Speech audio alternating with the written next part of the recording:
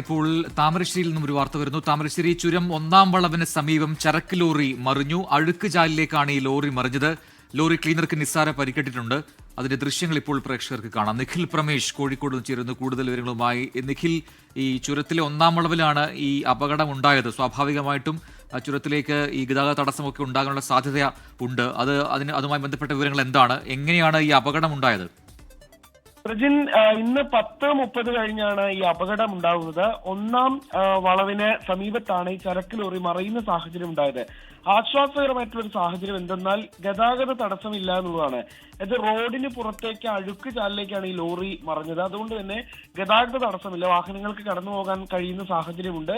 ഈ ലോറി ക്ലീനർക്ക് നിസ്സാര പരിക്കേറ്റിട്ടുണ്ട്. റോഡിൽ നിന്നും ഈ ലോറി ഒഴിയിൽ നിന്നും നീക്കം ചെയ്യുന്നതിന് വേണ്ടി മുക്കത്ത് നിന്നുള്ള ഫയർഫോഴ്സ് സംഘം ഇപ്പോൾ സംഭവ സ്ഥലത്തേക്ക് എത്തിച്ചേർന്നിട്ടുണ്ട്. ഈ ചുരത്തിലേക്ക് പ്രവേശിക്കുമ്പോൾ ആ ഭാഗത്ത് ഒരു ഡ്രൈനേജ് ഉണ്ട്. ആ ഡ്രൈനേജിനോട് ചേർന്നാണ് ഈ ലോറി മറിയാനിടയായ സാഹചര്യം ഉണ്ടായത് എന്നുള്ളതാണ് മനസ്സിലാക്കുന്നത്. എന്തായാലും ലോറി ഡ്രൈവർക്ക് നിസ്സാര പരിക്ക് മാത്രമാണുള്ളത്. ലോറി ഇവിടെ നിന്ന് ഉയർത്തുന്നതിന് വേണ്ടിയിട്ടുള്ള ശ്രമങ്ങൾ ഇപ്പോൾ പുരോഗമിക്കുകയാണ്. ശരി, നിഖിൽ പ്രമേഷാണ് വിശദാംശങ്ങൾ നൽകിയത്.